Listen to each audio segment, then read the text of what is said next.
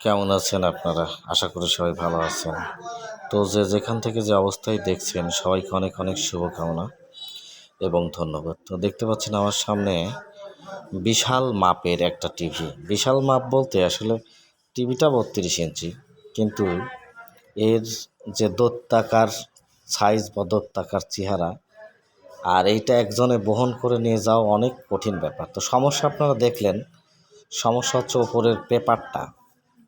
তো পেপারটা সমস্যার কারণে টিভিটা খুলে ফেলছি। তো খুলে নিয়ে দেখুন পেপারটা এমনভাবেই পচে গেছে, আর ছবি তো আপনারা দেখলেনই, মাঝে মধ্যে মানে সাদা সাদা কেমন যেন ধবল যোগীর মতো।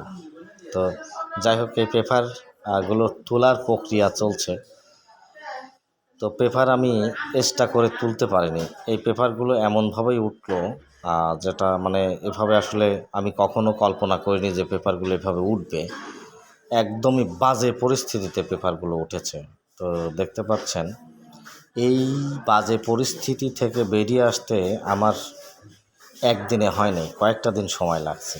মানে এই দেখুন, একটা ব্লেড এরমভাবে চেঁচে কতটুকু জায়গা ধরা যায় বা কতটুকু ধরে এই আঠাটা তোলা যায় দেখতে পাচ্ছেন আপনারা। ওই দেখুন কতটুকু জায়গা ধরে আঠাটা উঠতেছে। তা আসলে এইভাবে তুলতে গেলে অনেক টাইমের ব্যাপার। যাই হোক, আমার ৩-৪ দিন সময় লেগেছিল, যেহেতু আমার কাছে মেশিন টেশিন নাই। তো এইভাবে মোটামুটি একটা পরিষ্কার করে তারপরে পেপারটা আমি লাগাবো।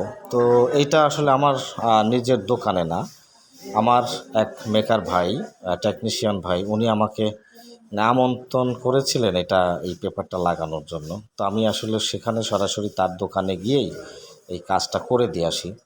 তো দেখুন, এটা হচ্ছে আমার নতুন পেপার। তো নতুন পেপার দিলে ছবিটা কেমন আসে, জাস্ট এটাই দেখার জন্যে। তো যাই হোক, আমার ভিডিওটা আমি লং করলাম না, ভিডিওটা সময় নিলাম না। অনেক জায়গা অনেকভাবে স্কিপ করা হলো যাতে করে আপনার দেখতে সুবিধা হয়। তো এখন ফিটিংয়ের প্রক্রিয়া চলছে। দেখুন, আমি এখন ফিটিং করতেছি। এখন এই ফ্রন্ট পার্টটার ব্যাক পার্টটা লাগাইলেই আমার মোটামুটি কাজ কমপ্লিট হয়ে গেছে। তো আমি এই ব্যাক পার্টটা লাগাবো। দেখুন টিভিটা কেমন চেহারা, মানে গোটাটাই মনে হচ্ছে অ্যাঙ্গেল আর লোহা দিয়ে তৈরি। মানে এত হ্যাবিট হচ্ছে এই ইয়েগুলো। তো যাই হোক, আপনারা দেখুন আমার কাজটা এখন কমপ্লিট। এখন মোটামুটি খুব ভালো ছবি আসছে।